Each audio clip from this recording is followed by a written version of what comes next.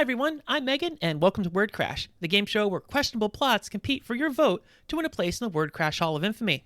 First, let's meet our contestants. She loves robots, creating text-based RPGs, and a good horror story, an award-winning screenwriter, and digital banshee for the band Electric Alice. Please welcome Alice Wells. Hi everybody. Next, he's a writer, actor, lyricist who's published comic books and studied magic. From Portland, Oregon, please welcome Jamie Macsisak. Hey everybody, glad to be here. Welcome, Jamie. Well, nothing left to do but get to it. Let's play Word Crash. Watch out, this is what happens when worlds collide. It's time for Character Mash. Take two characters and mash their stories together. Alice, what do you have for us today?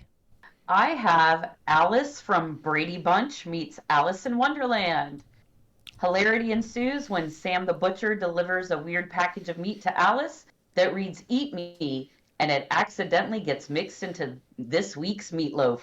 Ooh, fantastic. This is a great mashup.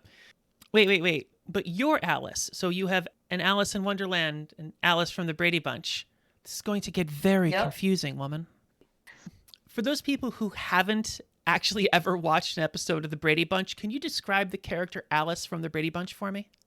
Alice is comic relief in the Brady Bunch show. She is the maid to the Brady Bunch family, a man and woman that had been married before. You know, one had 3 boys, one had 3 girls, and somehow this fellow met this lady and they knew it was much more than a hunch, and that's how this crew became the Brady Bunch. And Alice came with them, and she had a boyfriend named Sam the Butcher, and so I thought it would be hilarious to mash Alice in Wonderland up with Alice the Maid. What happens to everyone when they eat this meatloaf? What is the first effect? They shrink and they go down the rabbit hole. Who knows what can happen after that? The entire Brady Bunch clan shrinks. This isn't going to be fun if the whole family's just together. So we need to separate them. We need to split the party. Well, I think the parents are stolen by the Queen of Hearts, and the children have to perform one of their Brady Bunch family songs that they do in order to distract the Queen to rescue their parents. That's fantastic. We need them to meet some other people besides just the Queen. Who else could they meet? Well, the caterpillar. Who else? The caterpillar. Who's going to be best friends with the caterpillar? Marsha. Marsha is going to be best friends with the caterpillar. I've seen the scene where Alice, right, still dressed in her maid's uniform, right? Not French maid for anyone out there. It wasn't a French maid. You go look her up. It was very demure. The dress is almost like Alice's maiden outfit, actually. It is, actually. Yep. It's blue with the white little apron thing over it. Yep, that's hilarious. Okay, so Alice finds the first child. We decided that it is Marsha, and she's hanging out with the caterpillar. Is she liking it? She liked it. Oh, she's eating that mushroom. She's eating that mushroom. Oh, yeah. What does Alice have to do to get Marsha to leave the caterpillar? Marsha would be smoking from the hookah. So I would think that Alice would have to maybe somehow throw a net over the caterpillar to distract him so she could steal Marsha away.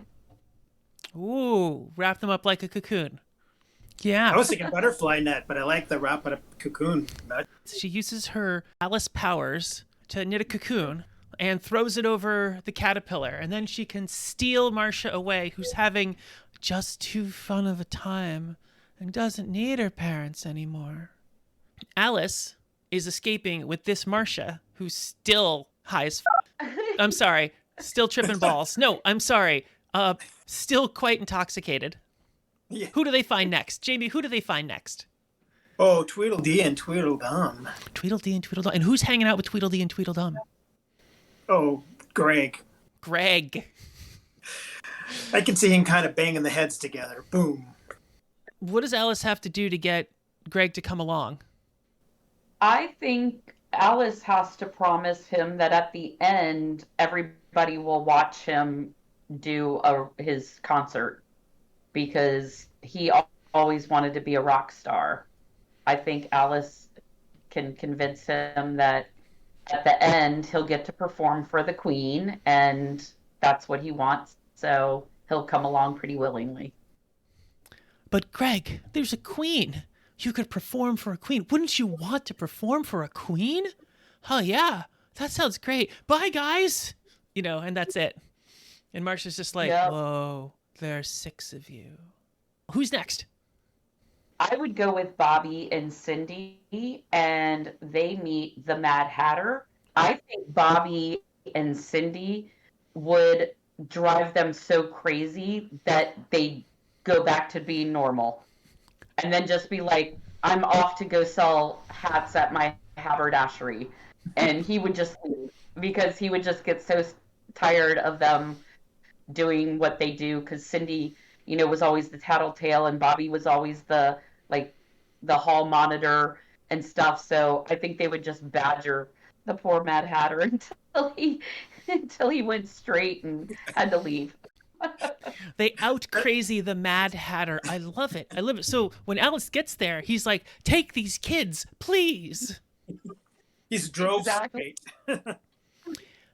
Yeah, they're driving me crazy. They're driving me uncrazy. That's what it would be. They're driving me uncrazy. They're driving me uncrazy. I'm now uncrazy. Can you see how uncrazy I am? I'm going to go back to my haberdashery. That would be Love it. Yep. Do you know why the term Mad as a Hatter came about?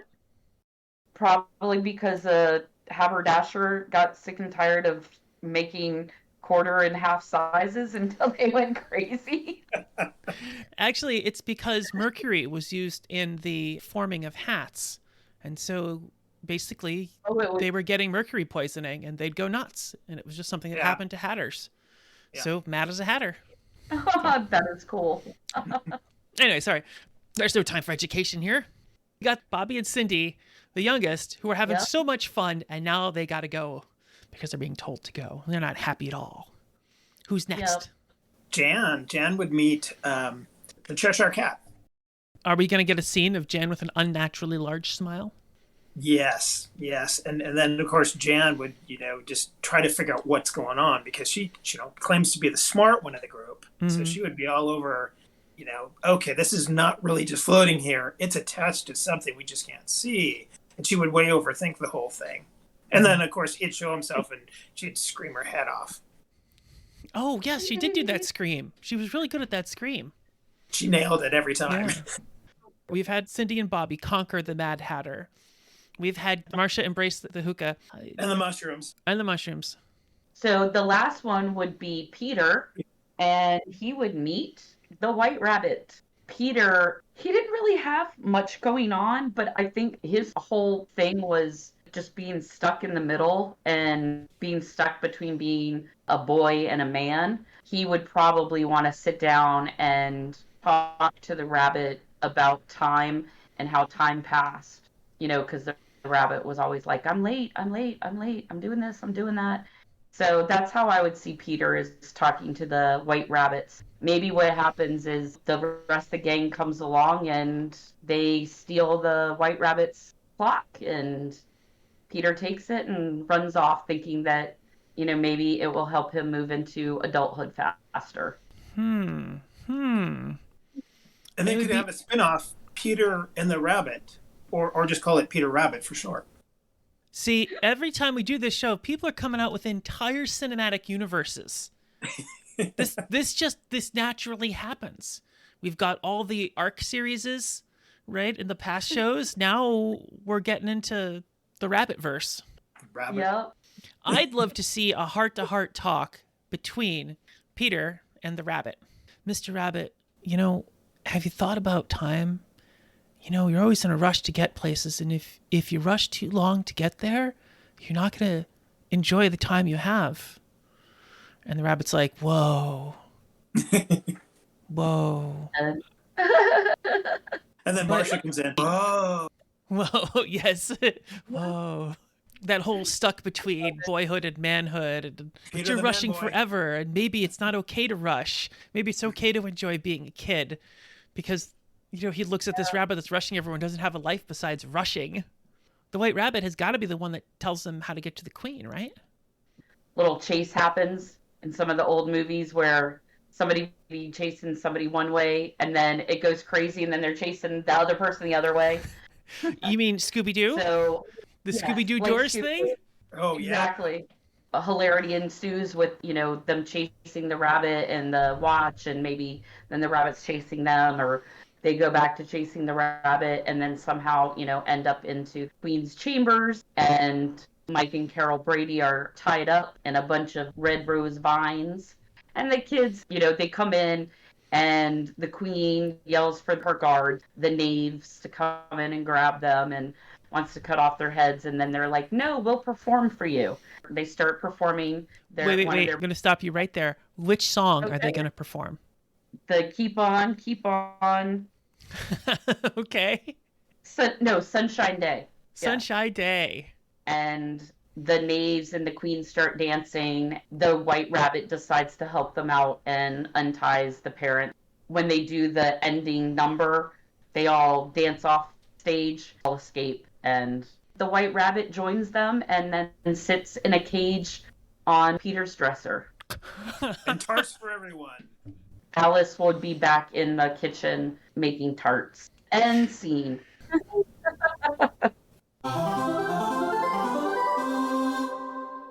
It's time for Secret Sauce, where our authors share a technique or strategy they use to keep the creative juices flowing. Jamie, what tip or technique do you have for us today? It is music. I actually write soundtracks to everything I work on. That's amazing. What kind of music do you use for these? Is it stuff that you like, or is it stuff you think is thematically appropriate? Both. I have to like it, but it also has to fit. So, like, for example, I'm working on a TV show called Teen Arthur, and it's actually set in the 80s in a high school in Pennsylvania, of all places. And so the music for that is obviously 80s music. And then another project I'm working on is called the Broken Trilogy. Broken, Shattered, and then Unbroken. And for that, it's a whole variety. It's all over the place. There's instrumental, there's raw, a lot of alternative. So it's kind of all over the place on that one. Are you listening to these as you're actually writing stuff, or as you're imagining or creating? No, I mean, I'll get inspired by a song. That's really cool. And then suddenly I'll just see this vision of where that fits in one of the projects. And then so I've got playlists for all my projects, and I'll just throw it in the proper playlist. And then later I'll put it into where it belongs in this, in the series as it goes through. Have you ever used a single song to inspire a complete work? In a book, I have. So you just have these playing in the background? Yeah, it really helps me watch the characters develop. A lot of the mood and the feeling that I get that fits in. Because, like I said, I pick a song that to me is going to fit, but then as I'm listening to it, there's just other aspects that I just didn't even think about that speak to me through there. And then it just makes that scene just even more fantastic than it already hopefully was. What song appears in almost every one of your playlists? I think We Are the Champions is on too. It's on both the Broken Trilogy and Teen Arthur because it's an 80s song. What song have you always wanted to put in a playlist but has never actually been appropriate? It's a Doors song, Riders of the Sky, that one. Riders on the Storm? Storm, thank you. Yeah, Riders on the Storm. Yeah, that speaks to me on many levels, and that'll show up somewhere. Big Doors fan, so. Oh, fantastic. Brand new one for me. I have never heard of anything like this. Pretty certain if I were to use music, it would have to not have words in it, because I can only do one word thing in my brain at a time. I can be writing, I can be talking, or I can be listening. Very rarely can I do all three simultaneously. So I think it's fascinating that you can listen and be involved in that and engrossed in that and still produced language. Do you want to hear one of my favorite new songs that has worked its way into a project? Sure. It's ironically one that Alice whispered in my ear. Alice, do you remember what song that is? It is going to be Mad Hatter by Melanie Martinez. And what's my favorite line?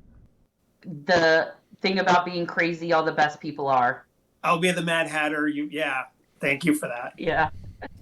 So Alice, what tip or technique do you have to share with our listeners? I do use music, except for I don't use soundtracks. I use the music that I like to dance to, because above anything else that I do, including screenwriting, dancing is my ultimate passion. I work at a standing desk all day and I listen to music all day. And whenever the mood strikes me, it doesn't matter what I'm in the middle of, I will start dancing in my office. And while I'm dancing, I'm still always creating in my mind. So I sometimes work out issues or will be dancing and all of a sudden will think of a new idea. For me, one, it would be do something else creative while you're trying to write so that you can have as many creative things coming into you while you're doing it, if that works for you.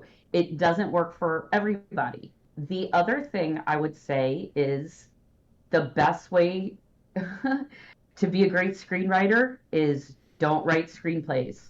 Write something else first. I'm a professional technical writer that got very, very good at copy editing. Things had to be very precise. You got to slice words, cut pages, make sure there's a lot of white space on a page. I took all of my years of writing business and technical stuff, and even, I'll dare say, writing tweets, because you have a limited amount of space. Mm-hmm. Start with that, write nothing but one pagers, or write an 8-pager and cut a page, do several versions and cut a page each time telling the same story. And I've done that before. I took 8-page screenplay and I wrote 4 other versions, all the way down to a 6-page version. Actually, no, 5.5 pages. And I think I actually had more character development in the 5.5 pages than I did in the 8.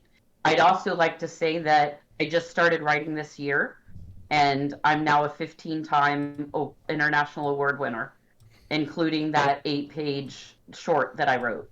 Some people would be like, you've got to go to film school, you've got to watch so much stuff, you've got to you read other people's scripts, you've got to do this and you've got to do that.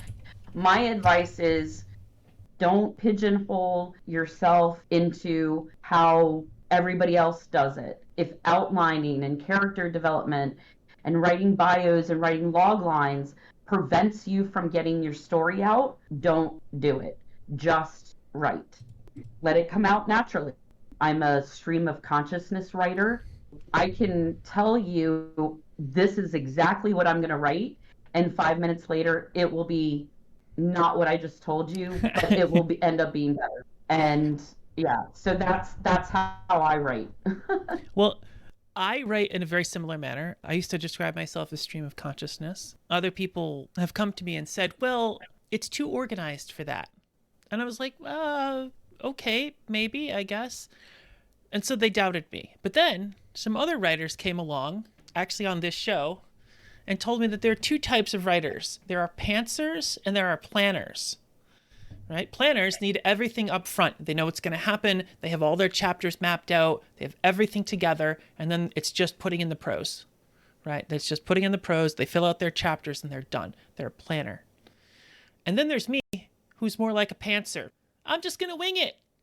I think the pantser thing really flows directly into your stream of consciousness. You're going to get there. You're going to do it. The important thing is to not judge yourself. If you judge yourself, you'll never get anything done. And that you totally came back to that again with just do it. Another fantastic point you made was take that thing that's 8 pages and cut it down to, 5.5 pages or something like that. Tighten it up. This quote has been everywhere and has been attributed to so many people online that I'm certain someone in the comments will tell me who the real author of this quote was. But I've heard it attributed to everyone from Mark Twain to Albert Einstein. And it's, I would have written you a shorter letter, but I didn't have the time. I literally just saw somebody post that on Twitter the other day. That's so hilarious. Yeah. That is determination, let me tell you, because, I've pulled things out of my books, whole chapters sometimes, but I've never decided that, well, the page count's too high. I got to do it in half that amount of page count. That's a challenge. Thank you. I viewed it more from a filmmaker producer eye rather than a screenwriter eye. How do I tell the same story in less shots, that cost less money, that has less danger to the cast and crew? And so when I kept that in mind, then but still keeping the gist of the story, I knew I had it. So that would be my other tip to people is write something short and make it shorter until you can say the same story in the least amount of words.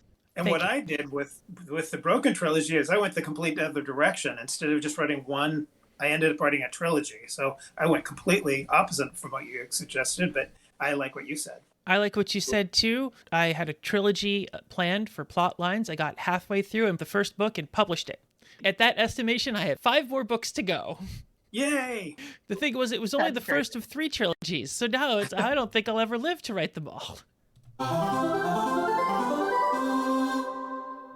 Strap in and get ready for the jump to Lightspeed. It's time for In Space. In this game, we ask our contestants to add In Space to the end of any book or movie and tell us what the new plot is. Jamie, what story are you launching into space today? So when I heard that, I thought, pigs in space. But then I thought, well, wait a minute. It's sci-fi, so let's make it a little more seriously fun and call it Pig in Space. And it can star Nicolas Cage as a spaceman going into the outer universe with his best friend, who's a pig. And everywhere he goes, everybody wants to take his pig because they've never seen a pig. What is this cool creature? I want one. And all these different aliens are all over this pig. But he's like, no, it's my pig.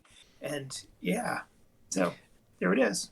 Okay, all right, that's high concept. We definitely have high concept here. Where's the first place that Nicolas Cage and his pig... By the way, does this pig have a name? Joe Pig. Joe Pig. So Nicolas Cage and Joe Pig, where's the first place they go? Or who's the first person they meet? Mars. And that's where all the cool people are. All the Martians. They're the hipsters of the universe. Martians are the hipsters of the universe. Good to know. T-shirts and cups available soon. I love it. Alice, can we make that happen? I hear you're getting some merch store together or something. We can make Martians are the hipsters of the galaxy t-shirts. I need to make that happen. I do have a person that is doing merch and shirts and sweatshirts for people I know. So, yeah, who knows what's going to happen over the next couple of weeks. I could have tons of fun things. We're really getting it together here. We're merchandising this, and we've only passed like the second scene. If Martians are the hipsters of the universe, what's their world like? Are we talking combinations of Amish people running around being hipsters, right? Weaving their own thread in line at the board the space shuttles? Are we talking retro-futurist Jetsons people running around in little cars going... Oh, yeah.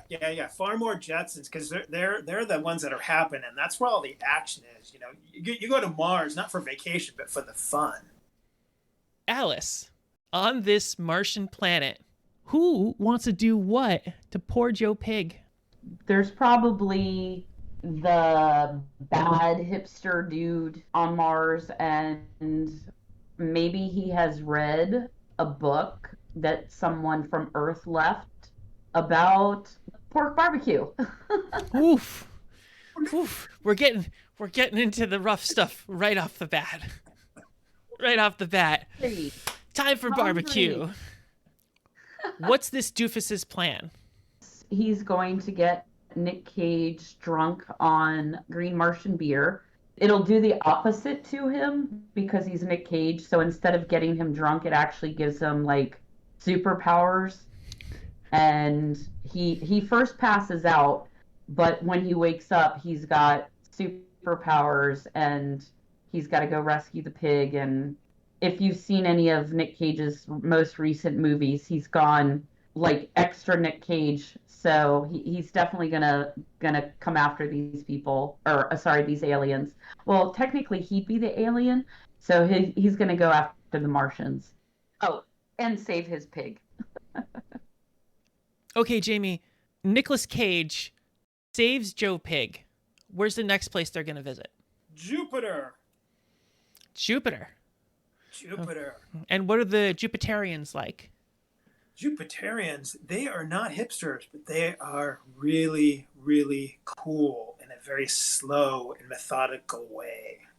They think the pig is their new god. Ooh, they worship the pig. It's a good one. They want the pig to stay because their god is here. Oh, worship the pig. Ah. We're not worthy. We're not worthy. Is there anything Nic Cage can do to convince them that he's not their god? I don't know, because the pig's really digging it. The pig loves Nick, but man, being a god, come on, They're worshiping me. I love this. No, I don't want to go back home. I'm happy here. I'm a pig in my element. See, I think the pig would be happy about that until he found out that part of being the god and lasting forever is being dipped in gold and being turned into a statue so that they can worship at the altar, the feet of the golden pig. The pig will be on his way to be dipped in gold, and Nick's gonna come in and rescue him just in time, and then the pig will give him lots of piggy kisses and wag his little piggy tail and realize that he wants to stay with Nick instead. For the third and final planet, can we go way out there? Not Jupiter, not Pluto, not the mysterious ninth planet that people think may or may not exist. So they go to the sun? The sun? Oh, that'd be hot. Oh, okay. Okay, they could go to the... So, now you gotta tell us, Jamie, who lives on the sun. Saul. Saul lives on the sun. By himself. It's just Saul. Just so. You better call Saul. Okay. Hey, they've escaped godhood. They've run back to the center of the solar system. Here they are talking to Saul. What's it like being on the sun? Surprisingly, it's actually kind of cool where they're at. That's the one spot of the universe inside the sun is actually cool. Interesting. And what kind of guy is Saul? Or woman? Is Saul a guy or a girl? He's neither. He's both. So what kind of person is Saul? They're a very wise entity. They are the root of the universe. So they kind of know what's going on. They're feeling it and they're sharing it. You keep saying universe, but I think you mean solar system. No, universe. Okay. The solar system. Jamie, I was just wondering if you'd been to a science class in a while. Well, I flunked the one in junior high, but other than that, no, I stay away from science. Just saying. So Saul is very wise. What wisdom does Saul give Nicolas Cage and John Pig? They would advise Nick and the pig to go home and just smile in the sunshine when you can and try to see the sun rays through the clouds. The movie ends with them looking up at the sun and knowing they were in the right place. But we need a twist at the end because these things always have twists. What happens when they get back to Earth? Okay. What's different about Earth?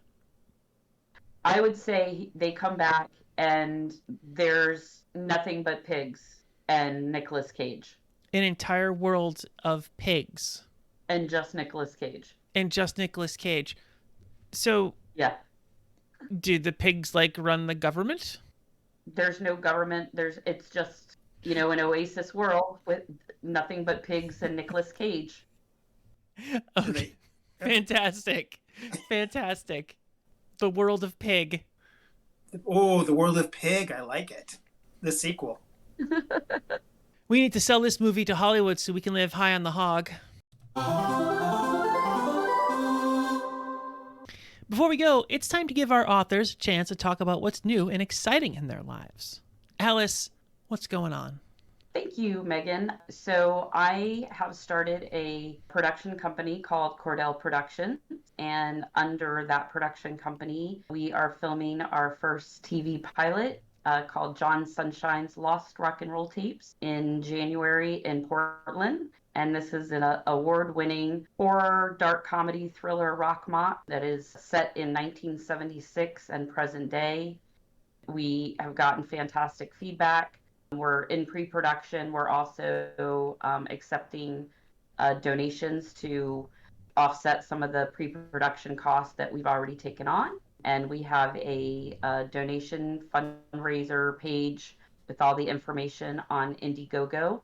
That's our first thing. And then I also have a experimental progressive metal rock band called Electric Alice with my partner Richie Warboys, who is also Cordell Productions musical director. We have 2 songs out that's streaming on all the services. Lost, the theme song for the TV pilot. So we're really excited about that. We have about 2 or 3 other songs that we've written and that we're developing that will also be part of the TV series. That's fantastic. Wait a minute. You're making a TV show, but you've already won awards. Which awards are those? These are for the screenplay for the TV pilot. Oh, fantastic. Okay, I understand now. I'm certain all of our listeners will understand now. You've won 14. The last time I talked to you, it was 8.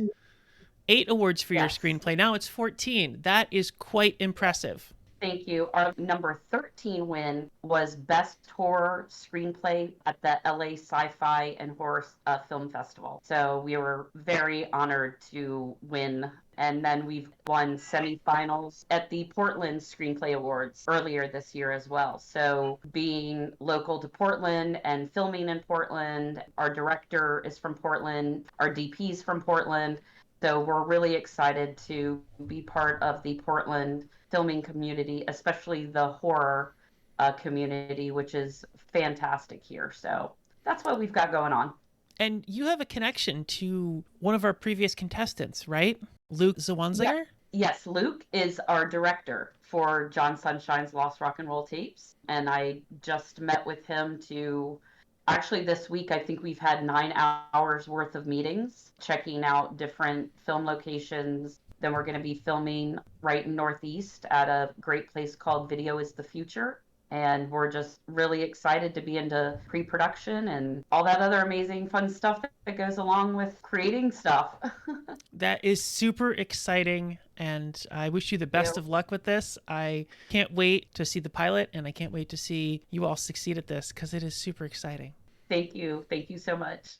If people want to find you and any of the stuff that you're doing between Electric Alice or the TV show that you're shooting right now, where can they find you on the internet? Mostly I am on Twitter as Alice N. Wells. We also have at John Sunshine TV and Cordell_PRODS. Those are our Twitter pages. We are also on Instagram under the same names for all the information about the TV pilot and to see the cast and the crew and get information about the story and donating. And we have amazing perks all the way up to like executive producer credits for, different donation levels. And that is on the crowdfunding site Indiegogo. And you just search for John Sunshine's Lost Rock and Roll Tapes. John Sunshine's Lost Rock and Roll Tapes. Fantastic. Good luck with everything. Jamie, what's going on in your world? Well, I am writing a TV show with a friend that is called Travels Through Life. And it was an idea that I had many, many, many, many years ago. And I got talking with my friend Erica, and I said, we should write something. And I said, how about a TV show? And told her the idea, and she loved it. And so that's what we're working on. And actually, on the same visit to LA, I also met up with a college friend of mine, and we're co-writing a film that will be my directorial debut. And that one is called The Silent Film, which is basically a film about a guy who wanted to get all of his friends from college theater department back together. And so he decides to make a movie. The main character is deaf. And so he wants to make this film from his point of view. So the audience doesn't hear any voices, any music, any special sound effects or anything. It's completely a 2-hour movie of silence, just watching the character. So I got that going for me. That is amazing. And it would be quite a feat to pull it off. because that's, I mean, we talked about high concept before. This is true artisanal, artistic stuff. I would have no idea how to pull that off. Right, and that's what they have to figure out, because going into it, there's a lot of fun to be had with that. It's an interesting journey for them to pull off. I can't tell you much more because it would wreck the movie for you. Fascinating. You have to come back on the show when things get further along and tell us how things are going. Definitely. Happy to. Well, Jamie, if people want to get in contact with you, where can they find you online? Twitter, capital Macsisa and a K, Macsisak. And pretty much anywhere else through the internets, through my last name. And then on IMDb, it's just Jamie Ray Macsisak. So which pitch deserves a place in the Word Crash Hall of Infamy? You tell us. Tweet us at Word Crash Game and vote for your favorite story of the night. Was it A Very Brady Alice in Wonderland? Or the soon-to-be classic Pig in Space? If you're listening on YouTube, remember to like and subscribe and get in those comments. Tell us how you would tackle our questions today. Everything we talked about will be in the links below. Thank you for listening. I'm Megan, and this has been Word Crash, reminding you to always get creative.